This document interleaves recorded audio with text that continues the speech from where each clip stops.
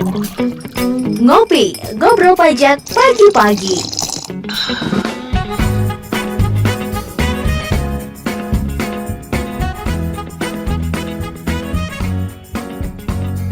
Sembilan puluh delapan 98.5 Radio Domining Station. Hai, halo, assalamualaikum. Apmenia, apa kabar pagi hari ini di cuaca yang cerah ya pagi hari ini, senang sekali bisa menambah semangat pagi ini ya karena cuacanya cerah juga nih. Semoga secerah hati Apmenia pagi ini dan senang sekali ya kembali hadir setiap Rabu dari jam 9 sampai jam 10 ada ngopi ngobrol pajak pagi-pagi. Silakan untuk Apmenia bisa bergabung, bisa melalui live Instagram di Up Radio SMG, atau juga bisa mendengarkan di 98.5 Up Radio The Meaning Station. Nanti bisa tanya juga melalui WhatsApp ya di 087833300400. Oke. Dan sudah siap ini ya di live Instagram Up Radio SMG ada Mbak Anastasia Astarini atau Mbak Rini nih ya, akun representatif dari KPP Pratama Semarang Timur. Selamat pagi Mbak Rini. Selamat pagi Mbak Ana, selamat pagi Apmenia. Sehat-sehat ya Mbak? Iya, alhamdulillah sehat. Mbak Rini saya juga Alhamdulillah Mbak Ana sehat. sehat, semangat ya. Oke, pagi hari ini kita akan berbicara mengenai wajib pajak non efektif. Nah, ini yang ingin bertanya terkait temanya atau mungkin seputaran pajak juga bisa. Langsung saja bisa di live Instagram ya di Up Radio SMG atau boleh nanti melalui WhatsApp aja di 087833300400. Oke. Mbak Rini, mungkin sebelum kita berbicara mengenai wajib pajak non efektif, nah mungkin bisa dijelaskan dulu wajib pajak itu, yang disebut wajib pajak itu sebetulnya siapa sih? Untuk wajib pajak ya Mbak Ana ya, Ya. wajib pajak itu bisa terdiri dari ada empat ya Mbak, orang pribadi Mm-mm. yang belum terbagi, Orang badan pribadi, ya, badan, waris dibagi, gimana? badan, Mm-mm. dan yang keempat BUT. Oke, mungkin Ada bisa empat. diulang ini karena sedikit putus-putus nih Mbak Rini. Jadi wajib pajak ini terbagi menjadi 4 ya tadi ya. Orang pribadi, kemudian badan, lalu Badan, yang ketiga warisan yang belum terbagi. Warisan, warisan yang belum terbagi. Kemudian BUT Mbak. BUT, Ya, kepanjangannya dari badan usaha tetap.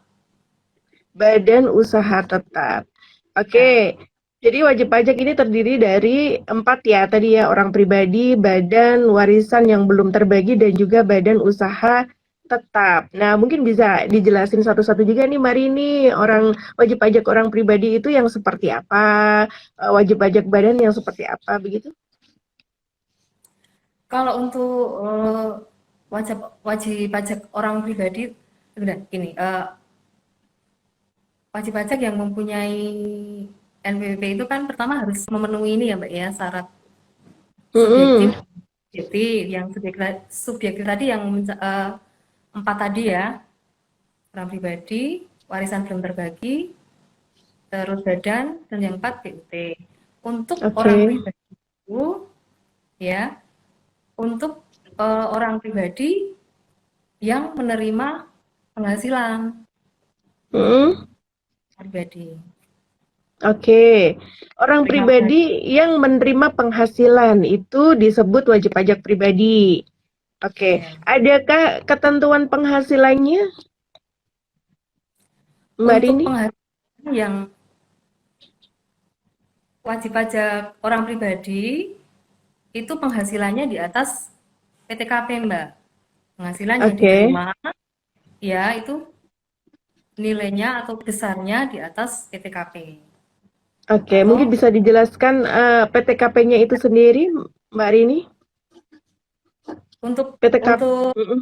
ya, untuk PTKP untuk PTKP untuk kan itu PTKP itu diberikan tergantung dari Mm-mm. wajib pajak tersebut ya Mbak ya. Mm-mm. Ya, untuk orang pribadi yang statusnya belum menikah nih atau eh, belum menikah atau tidak menikah itu Mm. sebesar 4.500.000 setiap bulan atau setahun 54 juta. Untuk Oke. tambahan ya, itu tambahannya itu tergantung statusnya. Status menikah nanti tambah 4.500.000. Tambah lagi statusnya apa menanggung, ada tanggungan. Itu masing-masing sebesar 4.500.000. Oke. Nah, Nah, maksimal K3 ya Mbak ya. 3 mm-mm. untuk tanggungan Maksimal maksimal. 3 ya untuk tanggungan ya. Iya Mbak. Oke, tambahannya tadi untuk tanggungan per orangnya berapa, Marini? 4.500.000 setiap 4.500.000. Berarti kalau 3 berarti tinggal dikali 3 begitu ya. Berarti PTKP-nya semakin bertambah begitu ya kalau ada tanggungan ya, Marini ya. ya. Kalau ada tanggungan status K3 itu berarti untuk wajib pajak sendiri sebesar 4.500.000. Untuk Mm-mm. menikah tambah 4.500.000. Untuk Mm-mm. masih tanggungan 3 tambah lagi 4.500.000. Oke. Untuk PTKP-nya sendiri nih mungkin untuk wajib pajak mungkin yang masih awam, PTKP itu apa sih? Mungkin bisa dijelaskan juga nih Mbak Rini. Mhm. PTKP itu batas penghasilan yang tidak dikenakan pajak, Mbak. Jadi misalnya gini, Mbak Hana ya, saya kan Mbak Mm-mm. Hana kerja sebagai karyawan, Mm-mm. kan gaji atau penghasilan. Mm-mm. Penghasilan mungkin ada tambahan bonus atau insentif. Itu nanti semua ditambahkan penghasilan tersebut. Terus nanti masih ada pengurangan biaya biaya lain ya. Karena ini contohnya kalau Mbak Hana pegawai tetap, berarti nanti kan ada biaya jabatan. Terus setelah penghasilan tersebut dikurangi biaya jabatan, nanti dikurangi PTKP Mbak. Penghasilan tidak kena pajak. Yang Mm. nilai tadi tergantung status masing-masing ya. Status masing-masing Oke. wajib pajak. Ya, dari pengurangan tersebut kita peroleh penghasilan kena pajak. Mm. Dari penghasilan kena pajak tersebut yang baru dikenakan pajak dengan tarif progresif. Oke, baik. Jadi PTKP ini juga kepanjangannya adalah penghasilan tidak kena pajak ya Mbak Rini ya. Ya, Oke. Kemudian untuk yang kedua adalah wajib pajak badan. Nah, ini mungkin juga bisa dijelaskan nih mengenai wajib pajak badan. untuk wajib pajak badan, kalau apa yang dikenakan sama ya Mbak atas penghasilan, penghasilan yang diperoleh oleh badan tersebut.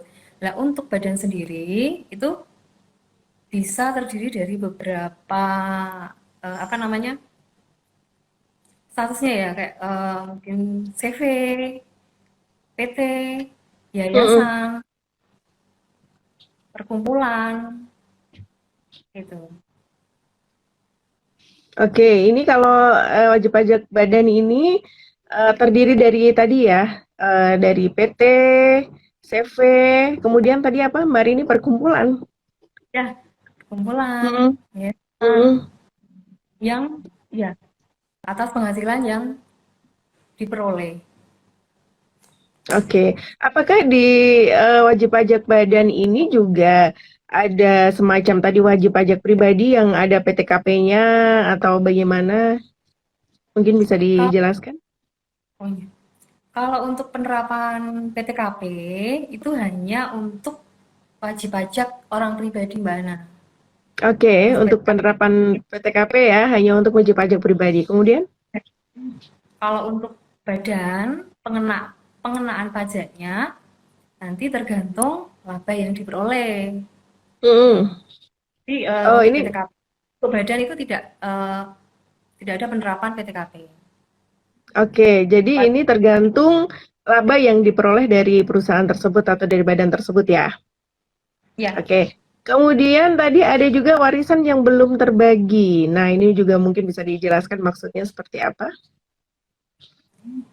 untuk warisan yang belum terbagi itu contoh kasusnya wajib pajak, ya Mbak, yang Mm-mm. sudah wajib pajak yang sebelumnya ada usaha, ada kegiatan Mm-mm. usaha, terus kemudian meninggal, terus atas penghasilan atau usaha tersebut belum dibagi ke ahli waris. Jadi masih dikelola Mm-mm. oleh ahli warisnya. Itu masih Oke. merupakan subjek pajak. Oke, jadi ini masih termasuk wajib pajak ketika Ya, wajib pajak yang punya usaha kemudian meninggal dan dilanjutkan oleh ahli waris, ini berarti masih termasuk wajib pajak ya. ya Tapi masih. itu berarti kalau usaha dilanjutkan, berarti atas namanya yang siapa nih? Atas nama ahli warisnya atau bagaimana untuk usahanya? Hmm. Selama belum ada pembagian warisan, Mm-mm. masih merupakan subjek sendiri. Oh, oke. Gitu. Ahli waris hanya melanjutkan saja begitu ya? Nah, begitu ada pembagian warisan, nanti tergantung Mbak, nanti Mm-mm. usahanya tersebut, misalnya ada empat orang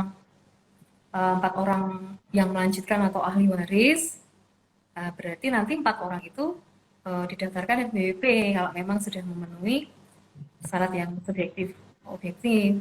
Gitu. Itu Oke. masing-masing berarti mendaftarkan NPWP. Jadi dari satu wajib apa namanya NPWP atau wajib pajak menjadi empat NPWP.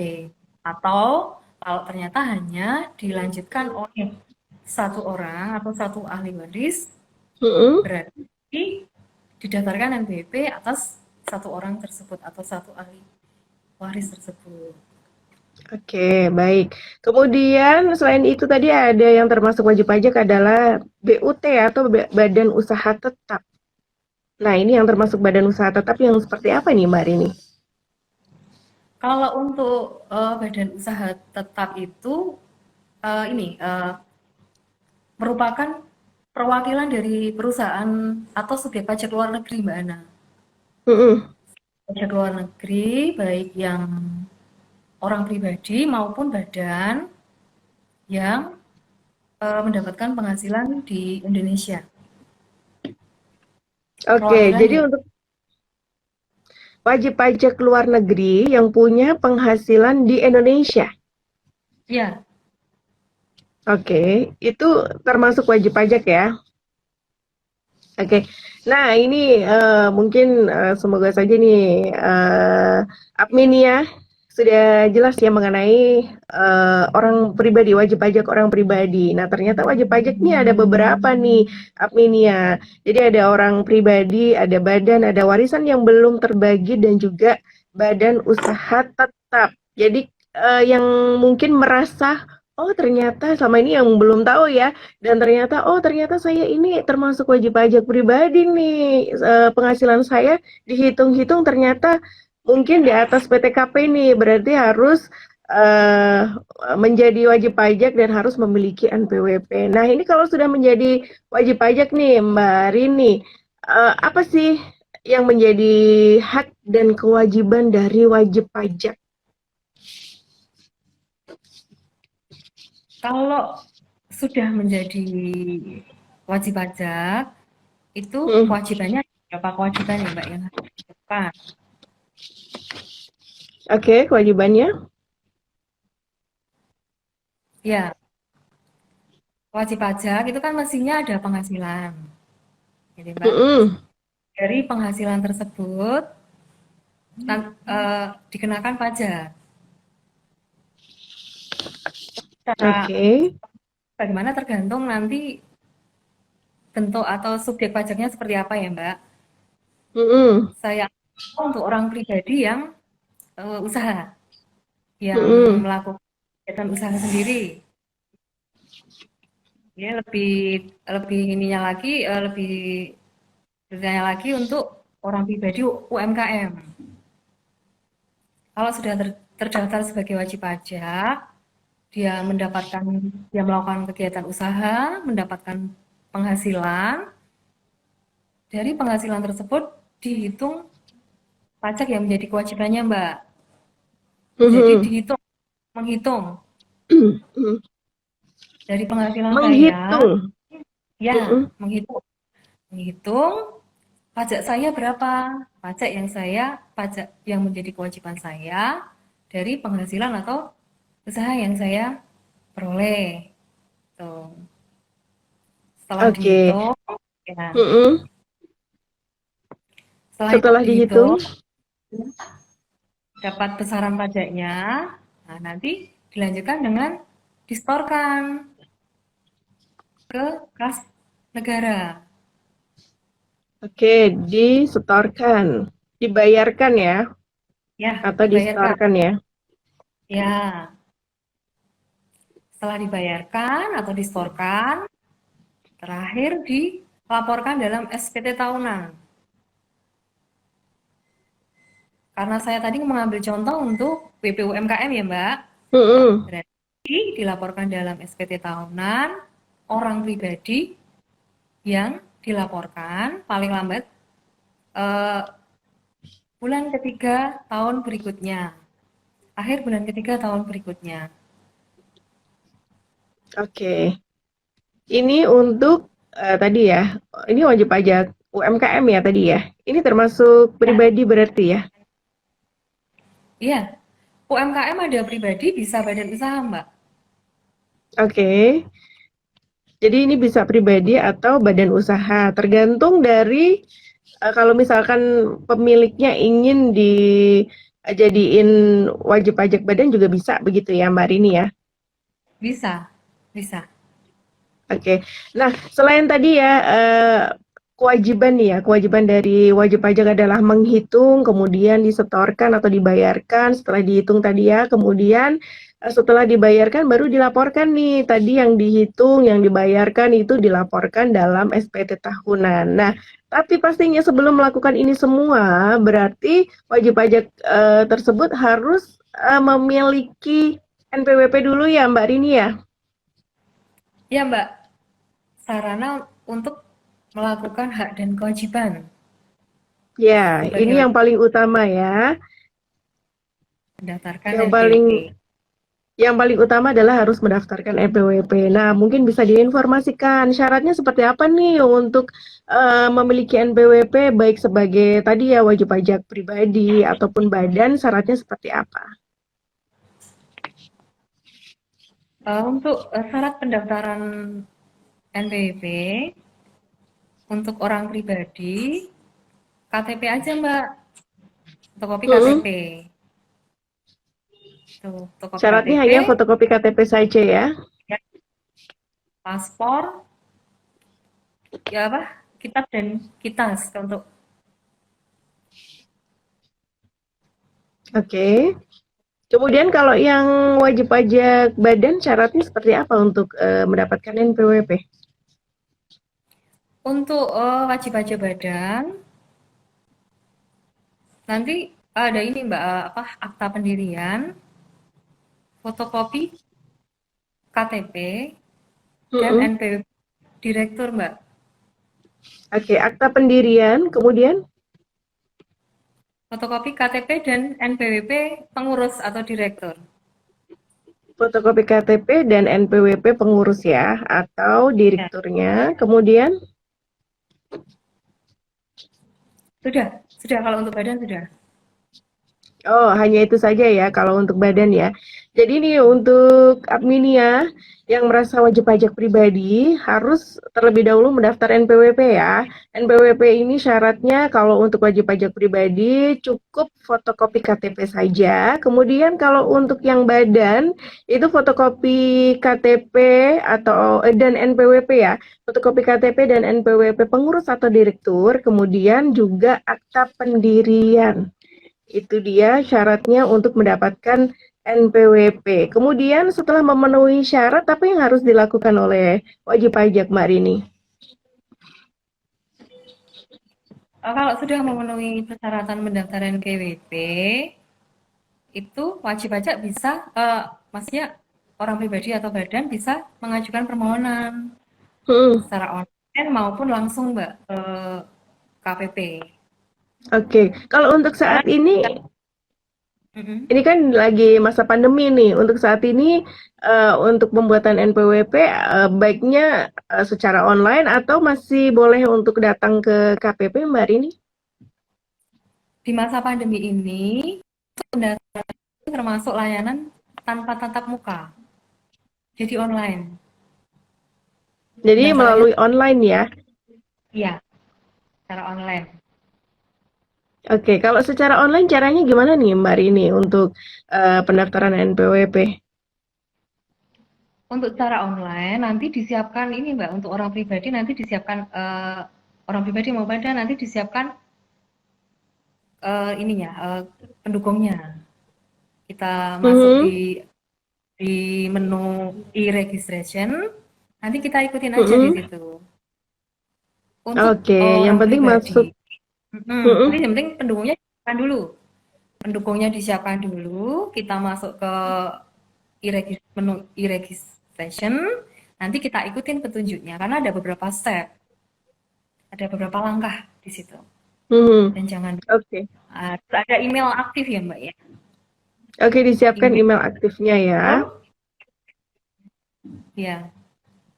Oke, untuk pembuatan NPWP sendiri ini butuh proses berapa lama, Mbak Rini, agar kita bisa mendapatkan NPWP?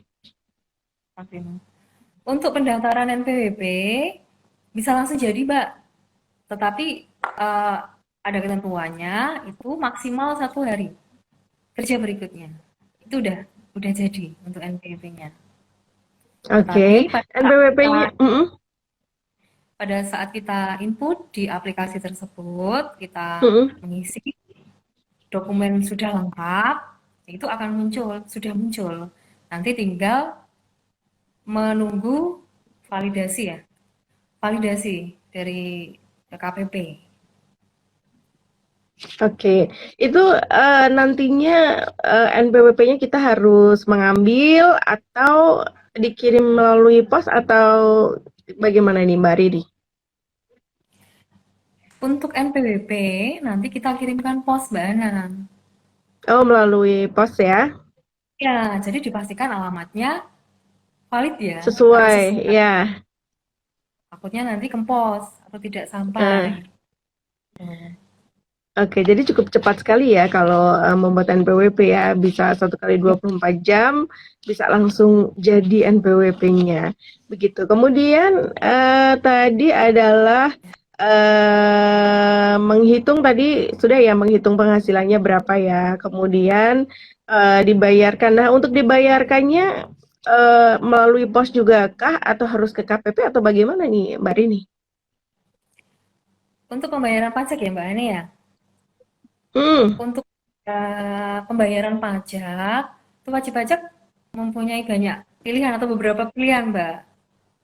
hmm, Ya, tapi yang perlu diketahui kalau untuk pembayaran pajak tidak dilakukan di KPP ya. Pembayaran pajak dilakukan kalau mau langsung ke bank, ke kantor pos, atau bisa menggunakan ATM, atau kalau mempunyai internet banking bisa Mbak, tapi tidak oke. tidak di KPP ya. Oke, jadi kalau untuk pembayaran sendiri atau penyetoran tadi ya dari penghasilan yang sudah dihitung itu tidak ke KPP ya. Jadi bisa ke kantor pos, bisa ke bank, bisa ke ATM atau mobile banking itu juga bisa Internet dilakukan. Itu banking. caranya seperti apa nih, Mbak Rini? Untuk pembayaran pajak, wajib pajak harus membuat kode billing dahulu, Mbak Ana. Mm-mm. Membuat kode Untuk mendapatkan kode billing, caranya bagaimana? Untuk mendapatkan kode billing itu eh, sekarang banyak ya caranya. Bisa ke KPP, minta dibuatkan karena mungkin belum pernah tahu atau belum bisa caranya. Atau bisa Mm-mm. ke KPP terdaftar. Biasanya masing-masing KPP menyediakan, Mbak. Oke. Di situ. Iya.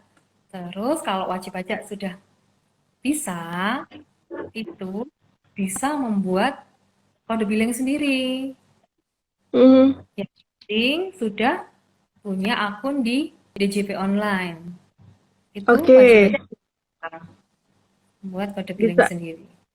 langsung mengakses sih ya di akun DJP online ya, Mbak Rini ya, Ya, dan bisa langsung digunakan untuk menyetorkan atau membayarkan pajak begitu ya.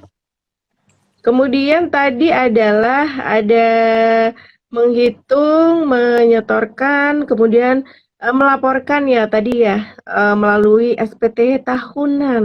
Nah, ini untuk SPT tahunan itu kan ada beberapa formulir nih. Nah, ini mungkin bisa dijelaskan formulir ini untuk apa, formulir yang ini untuk apa begitu, Mbak Ridi? untuk SPT tahunan ya, Mbak. SPT tahunan ini yang kita eh, bahas yang OP dulu ya, yang orang Ya. pribadi. Untuk SPT tahunan orang pribadi itu ada beberapa formulir. Mm-mm. Formulir 1770 SS atau sangat sederhana, formulir 1770S dan formulir 1770 tanpa S, tanpa SS. Untuk formulir yang 1770 SS Mm-mm. itu wajib pajak yang mempunyai penghasilan brutonya tidak lebih dari 60 juta. Mm-mm. Tuh. Untuk yang 1770S itu yang di atas 60. Untuk yang Oke. 170 itu untuk WP usahawan. Tetapi Mm. tidak tidak menutup kemungkinan untuk wajib pajak yang penghasilan brutonya tidak lebih dari 60 itu menggunakan yang 1770. Oke. Bisa menggunakan yang ini Misalnya ya. ya, bisa. Oke, jadi untuk pengisian SPT tahunan itu ada beberapa formulir nih adminnya yang perlu diketahui ya. Ada 1770 SS ini kalau penghasilannya di bawah 60 juta. Kemudian kalau 1770S itu di atas 60 juta dan khusus untuk 1770 adalah wajib pajak yang usahawan. Jadi menggunakan formulirnya disesuaikan tidak sembarangan begitu ya Mbak Rini ya. Nah, Iya, untuk pelaporannya sendiri ini untuk wajib pajak pribadi tadi dikatakan adalah akhir Maret ya Mbak Rini ya. Akhir Maret 31 Maret ya. iya Mbak Ana. Paling lambat Akhir ya. Maret. Iya, akhir Kalau un Maret, kalau untuk yang badan, akhir April, oh akhir bulan keempat. April. Bulan keempat ya. Jadi paling lambat untuk pelaporan SPT ini adalah untuk wajib pajak pribadi di akhir Maret, kemudian wajib pajak badan di akhir April. Nah, apabila terjadi keterlambatan, ini apakah ada sanksinya, Mbak Rini? Untuk SPT yang disampaikan terlambat ya Mbak ya, Mm-mm. itu wajib. ada sanksinya. Terlambat atau tidak disampaikan. Itu ada Oke. sanksinya. Ya, ada dendanya. Ada sanksi administrasi berupa denda.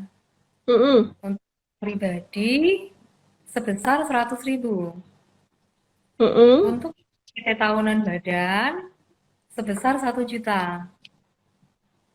Oke, jadi ini ada sanksinya ya untuk adminnya yang mungkin tadi melaporkannya melebihi batas yang sudah ditentukan. Untuk wajib pajak pribadi tadi adalah Rp100.000. Kemudian untuk wajib pajak badan sanksinya Rp1 juta jika terjadi keterlambatan atau tidak melakukan pelaporan begitu ya, Bu Rini ya. Iya, sama Mbak. Oke. Nah, sekarang kita ke ini ya, apa namanya, temanya nih wajib pajak non efektif. Nah, setelah tadi kita bahas tentang wajib pajak itu sendiri, nah ini yang dimaksud wajib pajak non efektif ini wajib pajak yang bagaimana ini, Mbak Rini? Untuk wajib pajak non efektif itu ketika itu status wajib pajak ya Mbak ya. Status Hmm, wajib pajak ketika dikecualikan dari kewajiban pelaporan SPT dan pengenaan sanksi administrasi. hmm. Ketika dikecualikan untuk pengenaan administrasi dan pelaporan begitu ya? Pelaporan Heeh. Ini terjadi bila dalam kondisi yang seperti apa nih, Mbak Rini? untuk wajib pajak yang bisa ditetapkan atau mengajukan permohonan non efektif itu ada berapa kriteria Mbak? Mm-mm. Ya, untuk yang peraturan terbaru itu ada 11, Wow. ada kriteria. Mm-mm. Ya, 11. Ini saya coba sampaikan. Untuk yang pertama itu wajib pajak yang melakukan kegiatan usaha atau pekerjaan bebas, tetapi secara nyata sudah tidak melakukan kegiatan usaha atau pekerjaan bebas. Oke. Terus untuk yang kedua, wajib pajak yang tidak melakukan kegiatan usaha atau pekerjaan bebas dan penghasilannya di bawah PTKP. Mm. Yang ketiga, sama Mbak seperti nomor 2, tetapi dia diharuskan untuk mendaftar NPWP mungkin karena untuk mencari pekerjaan Mm-mm. atau mengajukan kredit. Itu yang Mm. ketiga. Terus untuk yang keempat, itu wajib pajak orang pribadi yang berada di luar negeri lebih dari 183 hari dalam jangka waktu 12 bulan dan sudah menjadi subjek pajak luar negeri, tetapi tidak berniat untuk meninggalkan Indonesia selama-lamanya. Oke. Untuk yang kelima, wajib pajak yang mendaftarkan NPWP secara online, tapi untuk dokumen pendukungnya belum lengkap, Mbak. Terus Mhm. untuk yang keenam, wajib pajak yang tidak ketahui lagi alamatnya berdasarkan penelitian lapangan dari KPP. Terus yang Mhm. keenam, wajib pajak yang tidak melakukan pembayaran atau pelaporan SPT dalam waktu 2 tahun berturut-turut. Yang Oke. kedelapan, instansi pemerintah atau bendaharawan yang sudah tidak melaporkan SPT atau tidak melakukan pembayaran, sudah tidak ada kewajiban ya. Terus yang kesembilan, wajib pajak yang mengajukan permohonan penghapusan NPWP, tetapi atas permohonan tersebut belum ada keputusan. Oke. Yang ke-10, wajib pajak yang diberikan NPWP cabang karena dia punya kegiatan membangun sendiri Hmm. di lain ya Mbak, untuk diterbitkan ketetapan pajak. Terus yang Hmm. terakhir, wajib pajak yang sudah tidak memenuhi persyaratan subjektif dan objektif. Ada 11. Ada 11 ya. Kalau sebelumnya ada berapa Mbak Rini? Untuk sebelumnya eh, kurang lebih 5 Mbak. Oh, 5 ya. Jadi ini Untuk ada pembaruan ya, ada tambahan begitu ya. ya ada tambahan, tetapi memang ini ini aja sih Mbak, apa didetailkan, Didetailkan didetailkan lagi. ya, Oke. didetail. Nah, dari tadi ya 11 kriteria wajib pajak yang non efektif, ini apakah otomatis jika masuk kriteria yang tadi disampaikan oleh Mbak Rini, itu apakah otomatis NPWP akan dinonefektifkan atau si wajib pajak melakukan permohonan atau bagaimana nih Mbak Rini? Untuk wajib pajak yang memenuhi kriteria yang saya sampaikan tadi, itu tidak Mm-mm. langsung Mbak, tidak langsung. Tapi Mm-mm. ada dua cara untuk menetapkan wajib pajak sebagai wajib pajak non efektif. Yang Mm-mm. pertama melalui permohonan yang diajukan oleh wajib pajak. Yang kedua melalui penelitian oleh KPP atau yang disebut dengan penetapan wajib pajak secara jabatan. Mm. Jadi berdasarkan penelitian dari kantor pajak. Oke, berdasarkan penelitian dari kantor pajak ya. Jadi Ya, tidak otomatis non efektif ya. Jadi harus ada permohonan dan juga ada penelitian dulu dari kantor pajak untuk memastikan kalau wajib pajak tersebut masuk ke kriteria wajib pajak non efektif, begitu ya, Mbak iya Rini. Mbak. Baik, ini ada Betul. pertanyaan dari Adinda. Terima kasih untuk Mbak atau Ibu Adinda yang pagi hari ini sudah bergabung melalui WhatsApp. Ada nggak sih sanksi jika wajib pajak ada yang menyalahgunakan NPWP-nya? Bagaimana itu Mbak Rini? Wajib pajak menyalah Menyalahgunakan. menyalahgunakan NPWP ya. Berarti yang disalahgunakan NPWP sendiri ya, Mbak ya. Ya, Bukan mungkin NPWP sendiri atau orang lain. Ini tidak dijelaskan sih. ya. Jadi mungkin saya ambil ambil aja kesimpulan itu NPWP sendiri ya, Mbak. Mm-mm. Caranya juga seperti apa nggak disampaikan, tapi mungkin contohnya eh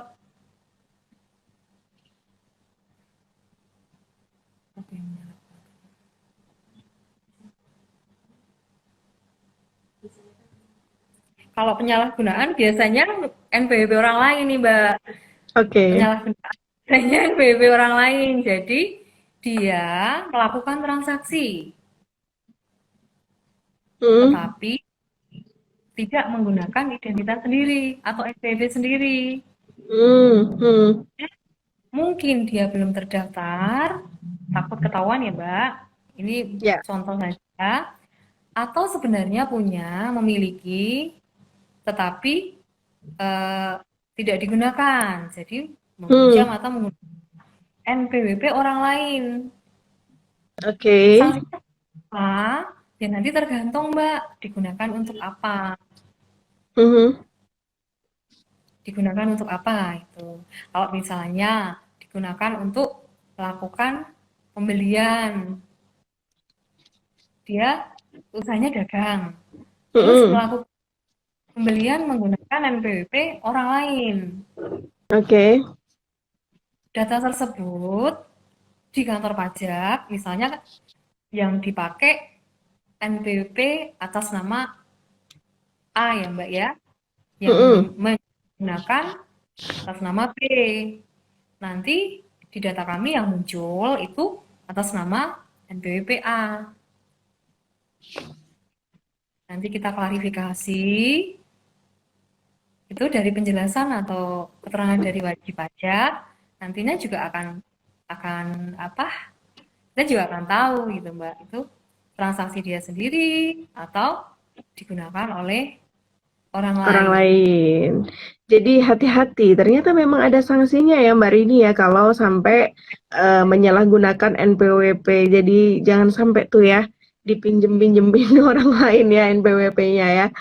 Ini ada pertanyaan dari Bapak Singgi. Selamat pagi Pak Singgi, terima kasih sudah bergabung. Kalau CV atau perseroan komanditer sudah tidak ada aktivitas selama 2 tahun, sebaiknya apa yang harus dilakukan? Untuk CV sudah tidak ada aktivitas selama 2 tahun berturut-turut. Iya. Apakah sudah selama 2 tahun berturut-turut tersebut Mm-mm. menyampaikan SPT tidak?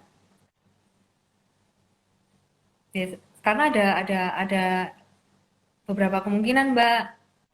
Dia Mm-mm. tidak ada usaha, tidak ada kegiatan usaha ya, tetapi dia tetap lapor, nil.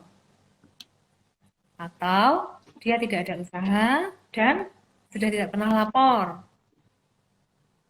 Untuk yang kriteria kedua tadi, kan termasuk nih Mbak, termasuk yang wajib pajak yang bisa ditetapkan sebagai wajib pajak non efektif. Tuh. Bisa ini ya Jadi, masuk ke tadi ya, bisa masuk ke wajib pajak non efektif ya dengan dicek terlebih dahulu oleh kantor pajak, baru nanti bisa dimasukkan ke wajib pajak non efektif. Terus iya, tapi ini, tapi gimana?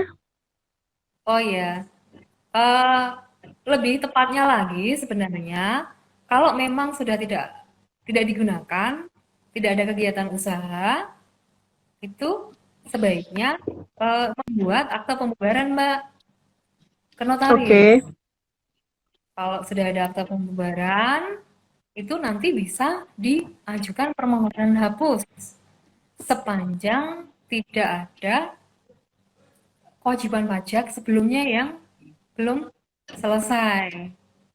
oke. Tetapi dalam proses permohonan hapus tersebut, wajib pajak boleh mengajukan non efektif. Sementara sambil menunggu hasil dari proses. Penghapusan NPWP. Ya, Oke. Ini ada lagi dari Mbak atau Ibu Lucy, selamat pagi. Ibu saya meninggal 3 bulan yang lalu, tapi ibu saya masih memiliki NPWP. Lalu ini gimana ya? Apakah NPWP diserahkan kembali ke kantor pajak atau gimana katanya? wajib pajak sudah meninggal dunia. Tadi tidak disampaikan ya, Mbak Hana. Meninggal dunia sebelumnya ada usaha atau tidak? Tidak disampaikan ya. Tidak disampaikan. Eh, untuk wajib pajak yang sudah meninggal dunia, nanti tetap dilihat lagi Mbak, sebelumnya ada usaha atau tidak, usaha yang ditinggalkan. Nanti kalau ternyata ada usaha yang ditinggalkan dan belum ada pembagian warisan, seperti tadi Mbak yang saya sampaikan di awal, Iya, warisan yang belum terbagi. iya, Tetapi melanjutkan ya. Yang ahli ya, waris melanjutkan usahanya ya. tetapi kalau tidak ada usaha, misalnya sebelumnya karyawan sudah pensiun, tidak ada usaha yang ditinggalkan, nanti bisa diajukan permohonan penghapusan. Yang mengajukan salah satu ahli waris, Mbak. Dilengkapi dengan fotokopi eh, akta kematian atau surat kematian. Baik, begitu ya, Mbak atau Ibu Lucy, kalau ada usaha mungkin bisa dilanjutkan atau kalau tidak, mungkin tadi ya ke kantor pajak untuk permohonan ya, penghapusan NPWP salah satu ahli waris ya untuk datang ke kantor pajak begitu ya.